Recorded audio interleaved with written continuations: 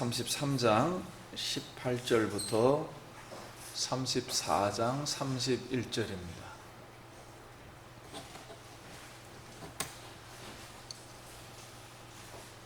저는 성경책 보고 읽도록 하겠습니다. 33장 18절. 야곱이 밧단 아람에서부터 평안히 가나안 땅 세겜 성읍에 이르러 그 성읍 앞에 장막을 치고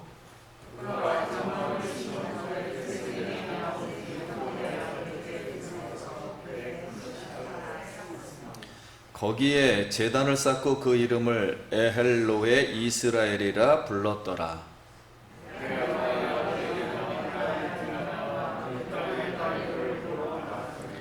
히 족속 중 하몰의 아들 그 땅의 추장 세겜이 그를 보고 끌어들여 강간하여 욕되게 하고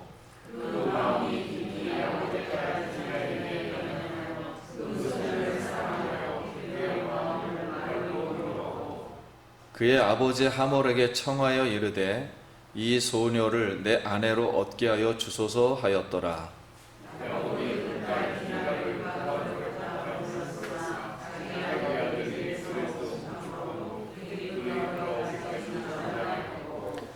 세겜의 아버지 하몰은 야곱에게 말하러 왔으며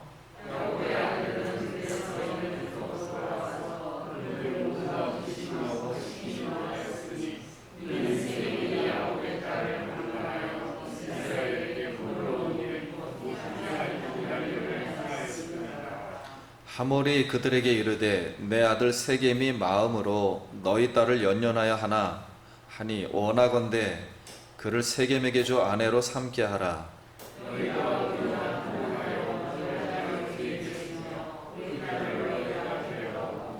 너희가 우리와 함께 거주하되 땅이 너희 앞에 있으니 여기 머물러 매매하며 여기서 기업을 얻으라 하고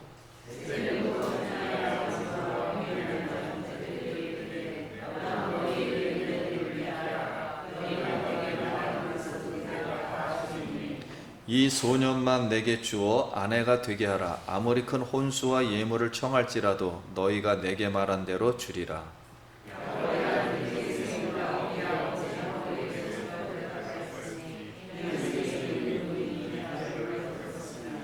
야곱의 아들들이 그에게 말하되 우리는 그리하지 못하겠노라. 할례 받지 아니한 사람에게 우리 누이를 줄 수 없으니 이는 우리의 수치가 됨이니라.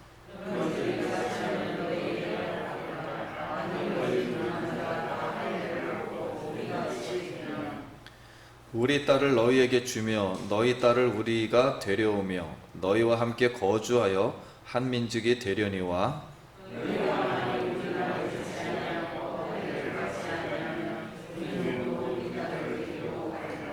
그들의 말을 하몰과 그의 아들 세겜이 좋게 여김으로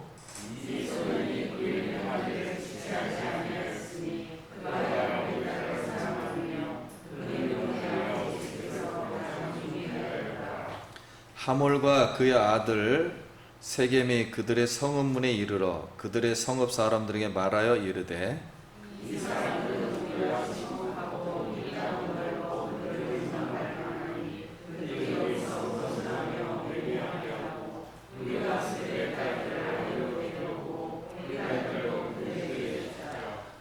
그러나 우리 중에 모든 남자가 그들이 할례를 받은 같이 할례를 받아야 그 사람들이 우리와 함께 거주하여 한 민족 되기를 허락할 것이라.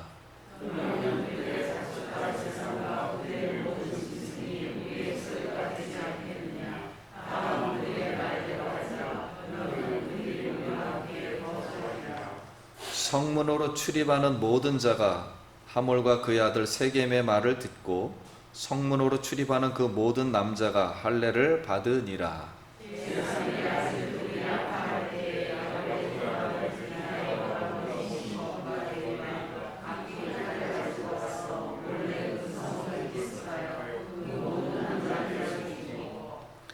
칼로 하몰과 그의 아들 세겜을 죽이고 디나를 세겜의 집에서 데려오고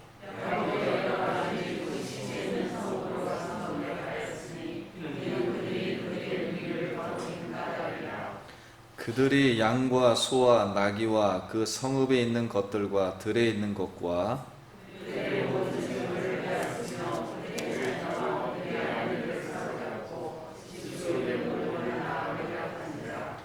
야곱이 시몬과 레이에게 이르되 너희가 내게 화를 끼쳐 나로 하여금 이 땅의 주민 곧 가나안 족속과 브리스 족속에게 악취를 내게 하였도다. 나는 수가 적은즉 그들이 모여 나를 치고 나를 죽이리니 그러면 나와 내 집이 멸망하리라.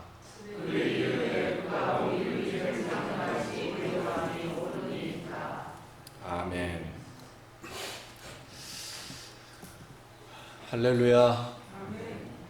우리 성도님 만나서 반갑습니다. 우리 옆 사람 그냥 눈 보시면서 한 주간 평안하셨습니까? 네. 오늘도 만나서 이제 반갑습니다. 이제 오늘은 성령이 우리 마음 속으로 들어오신 날입니다. 그러니까 구약으로는 50일째 되는 날 하나님하고 이스라엘 백성하고 만나서 나는 너의 하나님, 너는 나의 백성이다. 그리고 그 증거로다 율법을 주신 날이에요. 그래서 가나안 땅에 들어가서 그 오순절 날을 볼이 추수할 때, 그때가 바로 볼이 추수할 때, 밀 추수할 때 그걸 가지고 하나님하고 이스라엘 백성하고 맺은 언약의 백성이라는 걸 감사드리는 거예요.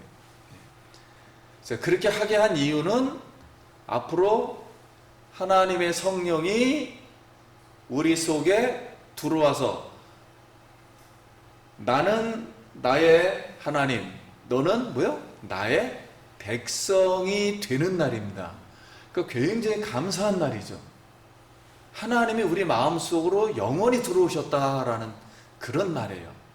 그래서 우리가 성령으로 말미암아 구원에 이루는 줄 믿습니다. 그래서 오늘 그 성령님이 우리 마음속에 오늘도 충만히 임하시길 기원 드립니다. 오늘 은혜 받을 말씀의 제목은 가나안에서 첫 출발입니다. 한번 따라해 보겠습니다. 가나안에서 첫 출발.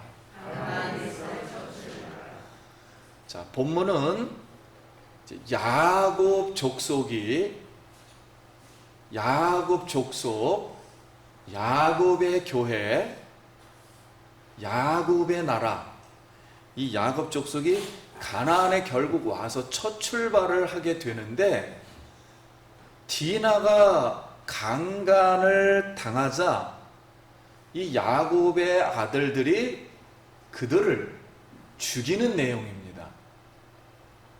그럼 우리에게 이 주는 교훈은 무엇일까요? 하는 거예요.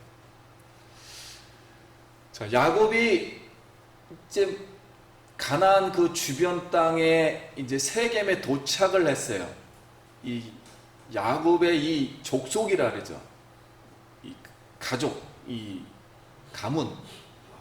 근데 이 세력이 어마어마해서 세겜의 아버지 하몰의 아들들에게서 이제 땅을 삽니다. 땅을 사서 장막을 거기서 치고 단을 쌓고, 그러니까 예배를 드리면서 에헬로의 이스라엘, 그러니까 엘은 하나님이에요. 그러니까 강하신 야곱의 이스라엘의, 하나님이 이스라엘로 고쳐줬죠, 이름을. 그래서 야곱의 하나님은 강하시다. 이제 가나안까지 왔으니까요. 이렇게 이제 기분 좋게 신앙 출발을 알립니다. 그런데 딸 디나가 그 땅의 여자들을 보러 나갔더니 그랬어요. 이 뜻은 어느 날 갑자기 나갔다는 게 아니고 계속 그 가나안 여인들의 삶을 동경한 거예요.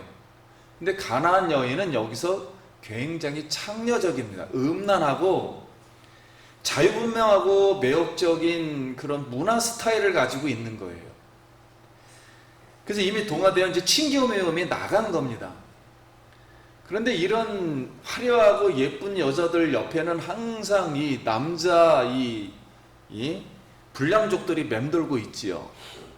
그래서 히 족속 중 하몰의 아들 그 땅의 추장 세겜이 디나를 눈여겨 보다가 디나를 잡아다가 강간을 하고 깊이 사랑하니 결혼시켜달라 이렇게 제안을 했습니다. 아니 강하신 하나님이 신앙으로 잘 우리가 준비해서 가나안 땅 잘 살아보겠다고 하는데 신앙으로 갑자기 집안에 예기치 못한 비극적인 사건이 일어난 거예요. 야곱의 집안에. 그래서 이 디나의 강간 사건을 통해서 우리가 이제 알 수 있는 것은 첫 번째는 가나안 사람들은 음란하고 법이 없다는 거예요. 무질서하다는 거예요. 그러니까 세상이 이렇습니다. 세상이 음란하고 법 있는 것 같지만 힘이 지배하는 세상이에요. 둘째는 강간을 하고도 잘못을 뉘우치지 못하고 통혼하자고 하는 거예요. 결혼하면 될 거 아니냐 이렇게 이제 통혼을 제안했습니다. 세 번째는 깊이 이제 디나를 사랑한다는 거예요. 아니 물론 봤으니까 여기 정착한 지 이게 나이가 들었으니까 굉장히 10년이 넘은 상태입니다. 그러니 디나를 사랑한다는 것은 여러분 디나의 가정은 야곱의 가정은 언약과 말씀이 있는 가정이에요. 그래서 그 언약과 말씀을 사랑하는 것인데 진리와 성령도 없는 우상 숭배자가 하나님의 법을 무시하는 태도입니다. 그러니까 믿지 않는 사람이 기독교인을 난 쉽게 이 사람을 사랑하겠다는 것은 그 사람의 영혼을 조금도 생각 안 하는 거예요. 이건 굉장히 무시하는 태도예요. 그래서 우리 기독교인은 꼭 그걸 기억해야 됩니다. 우리 영혼을 사랑해야지 겉에 있는 것만 보고 나 너 사랑해 이런 건 문제가 있어요. 그 가벼운 거죠. 그래서 우리 이 노래 중에 사랑은 아무나 하나, 사랑은 아무나 할 수 없어요. 기독교 아닌 사람이 기독교인을 그냥 가볍게 사랑할 수는 없어요. 네 번째로는 땅을 외국인에게는 팔 수가 없어요. 그런데 왜 하몰은 야곱에게 땅을 팔았을까요? 그것은 하몰이 이 부자 야곱을 이 세겜에 붙들어 놓으면은 그리고 통혼까지 하면 나중에는 자기의 식구가 되는 거잖아요. 그러니까 자기 재산이 되겠다는 탐욕 때문에 이렇게 파는 거예요. 근데 야곱은 그냥 막 사가지고 거기서 정착을 막 하게 된 거죠. 그러면 오늘 이 가나안에서 첫 출발, 강하신 하나님을 붙들고 출발하는 이 야곱의 가정에 디나의 이 강간 사건을 듣고 있는 이 야곱의 후손들, 이스라엘 백성들이 후대, 그리고 오늘날 우리가 듣고 있는 우리에게 주는 기운이 무엇일까요? 하나님은 야곱에게 한 말이 있습니다. 한번 따라하겠습니다. 내 족속에게로 돌아가라. 자, 이 말씀 중요한 말씀이에요. 내 족속은 야곱 족속이라는 거예요. 그러니까 야곱의 가문하고 세상의 일반 사람들의 가문하고는 전혀 다른 거예요.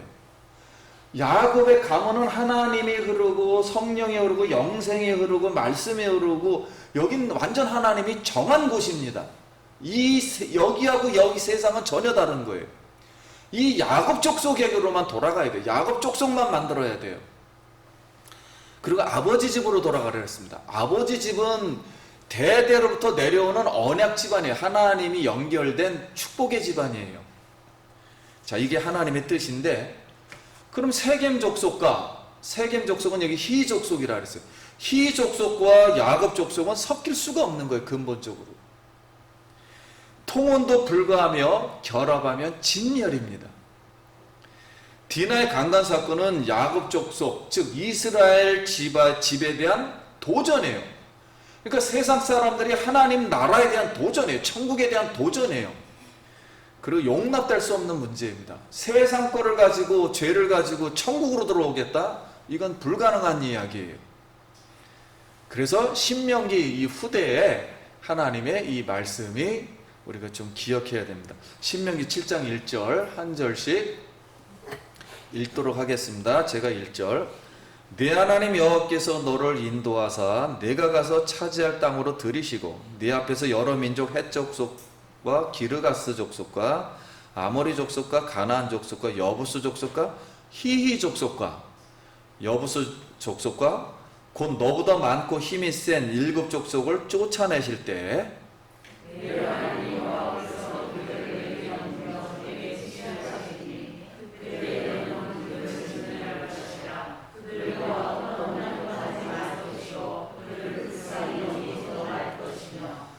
또 그들과 혼인하지도 말지니 네 딸을 그들에게도 주지 말 것이요 그들의 딸도 내 며느리로 삼지 말 것은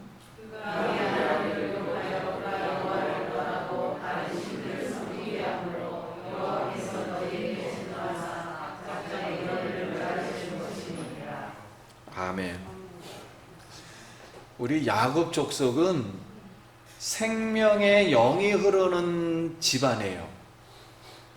그리고 히 족속은 사망의 영이 흐르는 집안입니다. 그래서 우리가 너무 인본주의적인 생각을 가지고 믿지 않는 사람과 내가 뭐 결혼하는 게 뭐가 잘못됐느냐, 그건 하나님의 언약을 무시하는 거예요. 만세전에 하나님이 나를 왜 이렇게 기독교 집안에 태어나서 하나님 말씀을 듣게 하고 내가 무엇을 해야 되는지를 무시하는 거예요. 그러므로 우리가 하나님의 선택함을 받은 주의 백성임을 항상 감사하길 바랍니다. 그래서 사망의 영과 생명의 영은 사랑하는 것이 불가하다. 아무리 사랑이 좋아도 불가한 거예요. 사랑도 하나님의 사랑이라는 것은 한계가 있는 거예요. 하나님이 하지 말라는 사랑은 하지 못하는 거예요. 두 번째로는 이제 야곱이 30년 전에 베델에서 이 루스에서 꿈에 하나님을 만나고 그 베갯돌로다 돌기둥으로다 삼아서 기름을 발라 세우며 하나님께 서원을 합니다. 나를 가나안으로 다시 돌아오게 하면 내가 세운 돌이 하나님의 집이 될 것이요 그랬거든요. 그럼 가나안에 돌아오면 어디로 가야 되냐면 베델로 먼저 가야 됩니다. 거기가 하나님의 집이 되도록 만들어야 돼요. 근데 지금 어디에 들어왔다 그랬죠? 세겜에 정착한 거예요. 그런데 이 숫곳, 이 세겜에 정착하면서 욕심을 낸 거죠. 그래서 선조 아브라함과 이삭은 땅 한 평도 가지질 못했어요. 가나안 땅에 들어왔을 때도. 근데 야곱은 땅을 벌써 사버렸단 말이에요. 그러니까 베델로 가기 전에 땅을 사고 외양간을 지었다 그랬어요. 외양간, 숫곳 그런 뜻입니다. 그리고 성읍 사람들과 기업을 얻으려고 합니다. 기업. 그러면 우리가 창세기 35장 바로 다음 주에 이제 들을 말씀인데 35장 1절 같이 한번 읽겠습니다. 시작. 일어나 베델로 올라가라.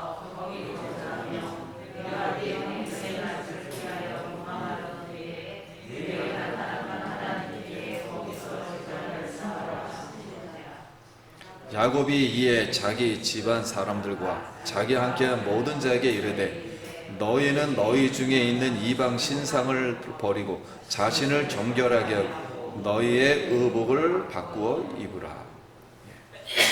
이 말씀은 디나 이제 강간 사건으로 그들을 다 죽이니까 겁이 나서 이제 어떻게 할 수가 없잖아요. 앞으로 살아가야 하는데. 그래서 베델로 올라가자 하고 너희 의복을 바꾸라 그러니까 10몇 년 동안 정착하면서 완전 물들어 있는 거예요. 지금 이 세상에. 그래서 지금 야곱의 족속의 영혼들이 세겜에서 탐욕으로 언약의 말씀 신앙에서 탈선해버린 거예요. 지금 탈선되어 있어서 가나안 사람들과 혼합되어 역으로 가나안 사람들의 그 영혼에 강간당하고 있는 거예요. 이것을 하나님이 설명해 주려고 그냥 내버려 둔 겁니다. 지금 탈선이 돼 있어. 세상 영혼에 의해서 잡히고 있어 하고서 강간당하는 모습을 디나 사건을 통해서 깨우쳐 주려고 하는 거예요. 그러므로 오늘 우리에게는 하나님이 주신 기업이 있습니다. 다시 말씀을 드릴게요. 한번 따라해서 하나님이 주신 기업. 자, 이건 보이질 않아요. 하나님이 어딘가에 우리에게 하나님의 기업이 주신 기업으로 우리를 이끄실 거예요. 근데 야곱은 세상에서 살다 보니까 우리도 세상에서 살죠. 자기가 만드는 겁니다. 기업을 세겜에 가서 그냥 만드는 거예요. 자신이 세겜에 가서 열심히 노력해서 만드는 것과 하나님이 주시는 기업은 따로 있다니까요. 이것이 굉장히 그래서 어렵습니다. 우리 기독교인은 하나님이 주시는 기업이 있는데 말씀을 안 듣고 기도를 안 하고 그러면 잘 몰라요. 보이는 대로 세상에서 내가 자꾸만 기업을 만들려고 그래요. 내 재산을 불려서 나의 안녕을 도모하려고 그래요. 이러다 보면 하나님이 기업하고는 전혀 맞지가 않습니다. 자, 이렇게 해서 이제 강간을 당하게 되었다는 거예요. 오늘 하나님이 우리에게 주신 기업을, 즉 성령을 통해서 우리에게 하시고자 하는 일을 할 수 있도록 여러분 하나님께 우리의 마음을 이렇게 내어드리길 간절히 바랍니다. 우리는 세상의 풍조를 따라 불순종의 자녀처럼 육시의 욕심에 끌려 행동하지 말아야 합니다. 그럼 그리스도 안에 우리가 거해야 됩니다. 그래서 예배서 2장 2절, 제가 2절 읽습니다. 그때 너희는 그 가운데서 행하여 이 세상의 풍조를 따랐으며 곧 지금 불순종의 아들 가운데 역사하는 영이라. 3절,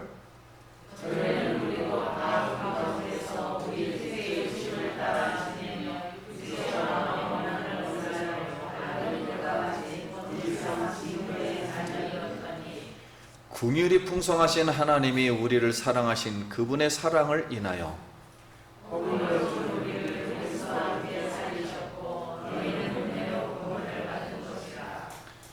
오늘 우리가 하나님의 은혜로 구원에 받은 줄 믿습니다.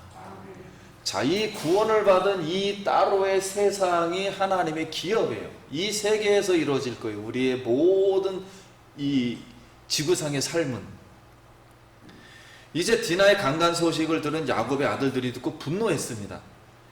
야곱이 근데 가만히 있어요. 성경을 보니까. 왜냐면 정착할 때 나름대로 어려움이 있겠죠. 하몰이 디나를 아내 삼게 해달라고 제안을 합니다. 그랬더니 12 아들들이 다 같이 한 거예요. 그러나 주동자가 바로 레위와 시므온이 아니 할례 받지 아니한 사람에게 줄 수 없느니 이는 우리의 수치다. 어떻게 보면 맞는 말이죠. 야곱 족속에게 흐르는 하나님의 법이 존재하는데, 그러니까 어떻게 보면 영적으로 보면 이 사람 굉장히 좋은 사람들이에요. 둘이. 너희 중에 남자가 다 할례를 받아 우리와 같이 되면 딸을 줘 통혼하겠다. 근데 이 할례를 가지고 이 약속을 합니다. 이용을 하는 거죠. 하몰과 세겜 사람들이 좋게 여겨 이 세겜 히 족속의 모든 남자들이 다 할례를 받았습니다. 그러니 아프니까 그때 시몬과 레이가 칼을 들고 몰래 가서 그들 남자를 다 죽여버렸어요.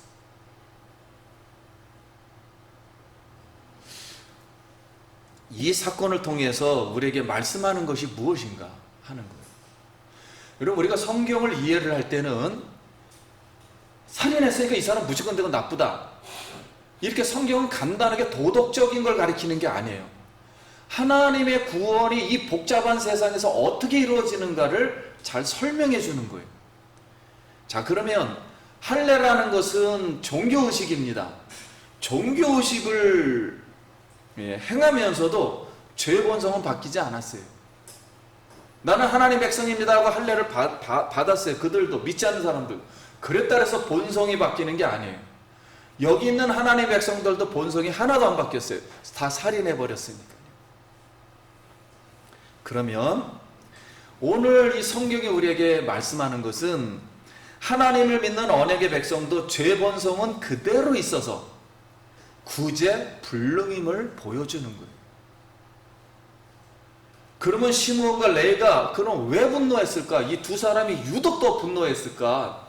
12명의 아들들 중에 엄마 레아는 남편 야곱이 라헬만 사랑했기 때문에 열등감 때문에 늘 분노하고 있었어요. 왜냐면 야곱은 절대 어느 날 갑자기 밤에 들어와 버렸기 때문에 라헬을 평생 사랑하지 않았습니다. 그래서 계속 분노가 넘쳤죠. 아무리 기도하고 그래서 애는 줬지만 하나님이 사랑을 하지 않았어요. 그래서 분노가 넘치고 있었어요.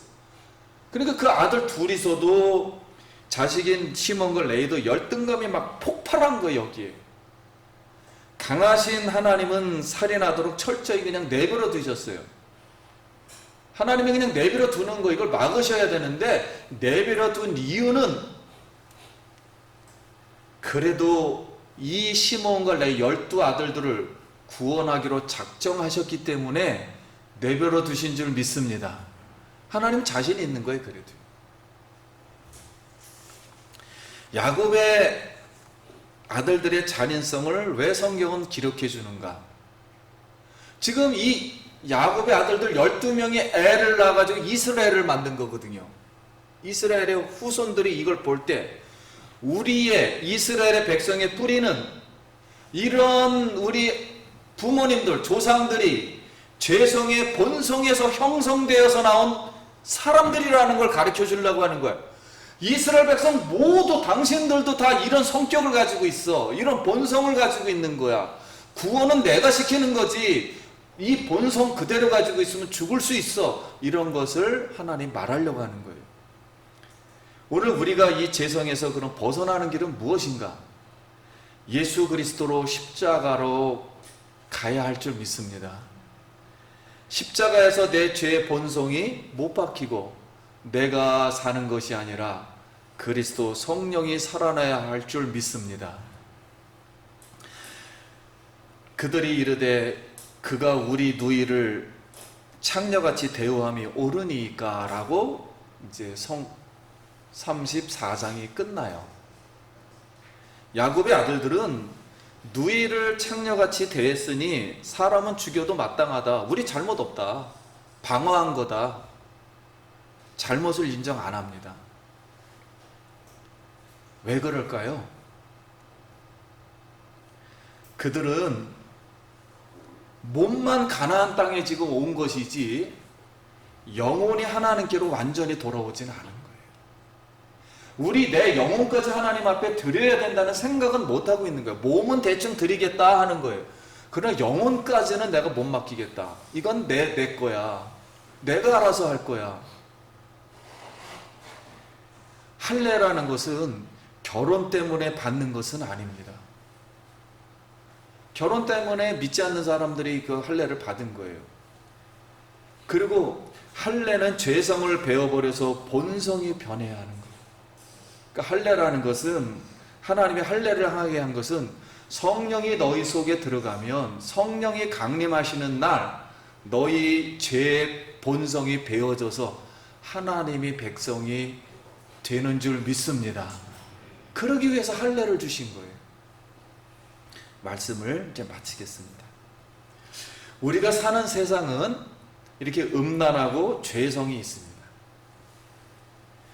그리스도인들이 차치 열심히는 살지만 세상 사람들보다는 퍼센티지가 엄청 높죠. 말씀대로 살면 80, 50, 60, 어떤 사람은 90 이렇게 산다 할지라도 욕심대로 살려고 틈을 주게 되면은 누가 세상이 그걸 가만 내버려 두질 않는다는 거예요.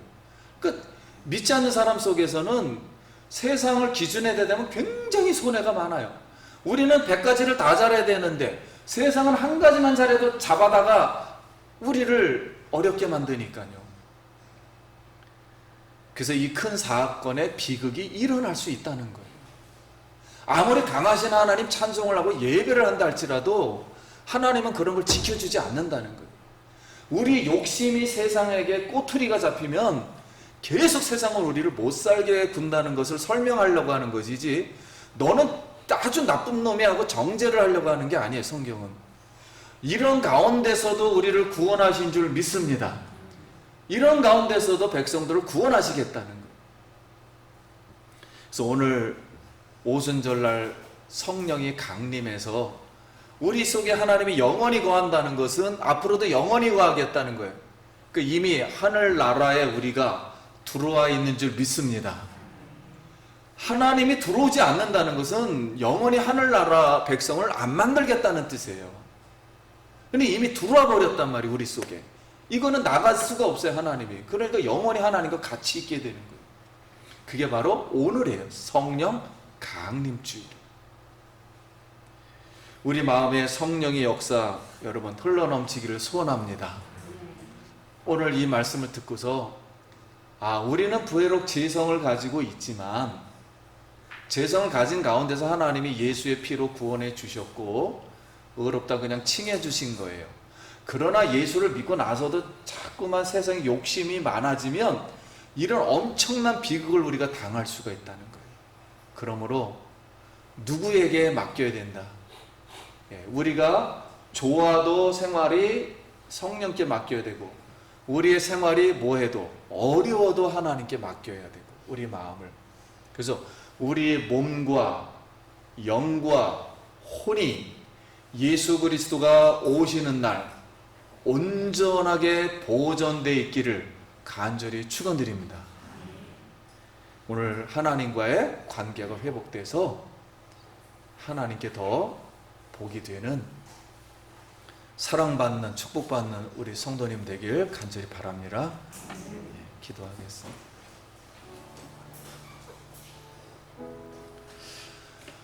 우리 감사기도 잠깐 하겠습니다. 하나님의 은혜를 감사합니다. 죄성 많은 우리를 예수 그리스도의 피로 구원해 주시고 이런 비극 가운데서도 하나님 우리에게 깨우쳐 주시며 어려운 가운데서 우리를 지켜주시는 은혜를 감사합니다. 사랑하는 성도님들 예수님의 언약을 붙들고 말씀을 붙들고 성령을 붙들고 생활하게 하여 주시옵소서. 하나님 감사합니다. 성령 주신 하나님 감사합니다. 우리 성도님들 세상의 어려움 속에서도 성령만 의지하고 하나님을 기쁘시게 하게 하여 주시옵소서. 예수님 이름으로 기도드립니다. 아멘. 우리 영광의 박수 드리겠습니다.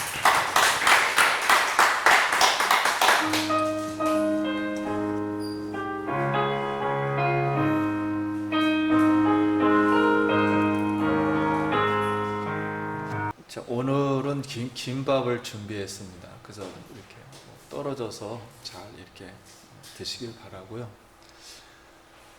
우리가 이제 그 직장 애들 가시면 이제 교회 얘기를 많이 하게 되고 여러 가지 이야기가 나오게 됩니다.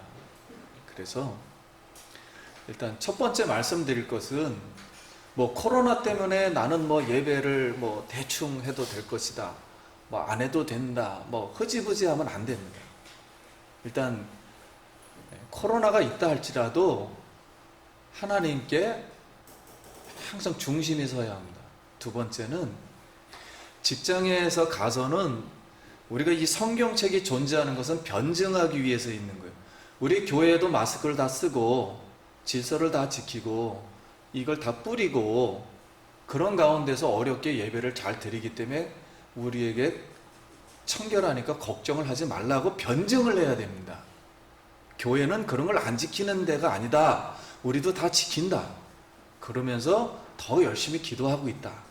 그래서 그분들에게 변증을 해야 됩니다.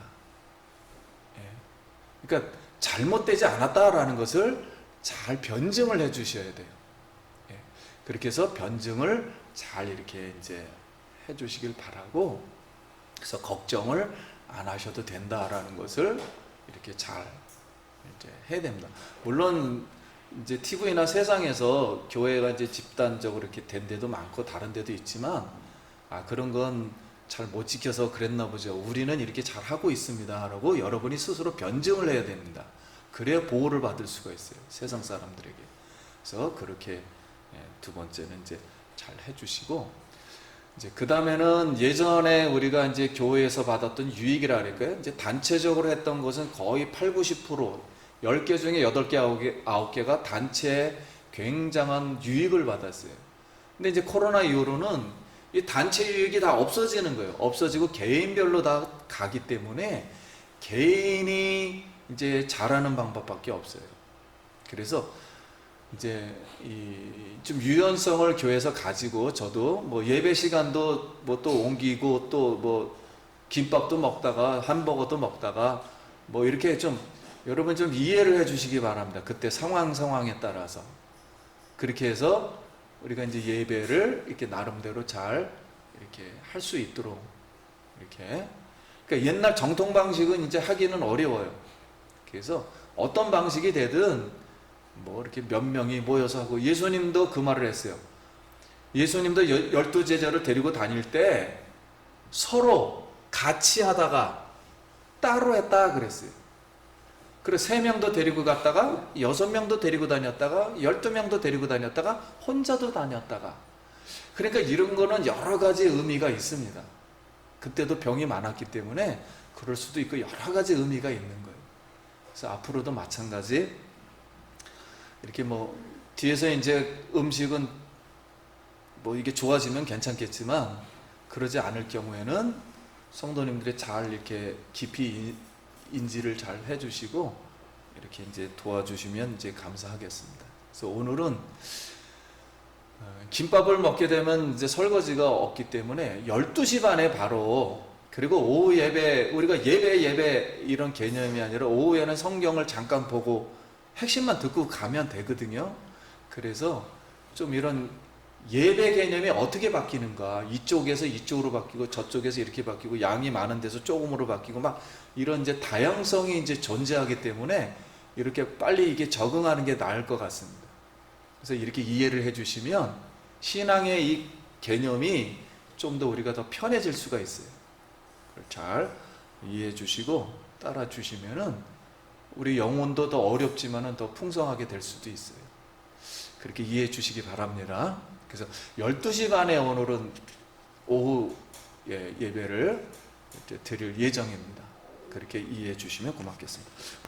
이제는 교회 머리 되신 우리 구주 예수 그리스도 십자가에서 흘리신 보혈의 은혜와 하나님 아버지의 영원하신 사랑하심과 우리 성령님 교통인도 충만 내재하심이 이 어려운 가운데서도 하나님을 기억하고 또 주님 전에 나와 예배를 인해 사랑하는 모든 성도님들 머리 위에와 그 가정과 일터 위에 성령의 축복이 영원토록 함께 있을지어다. 아멘.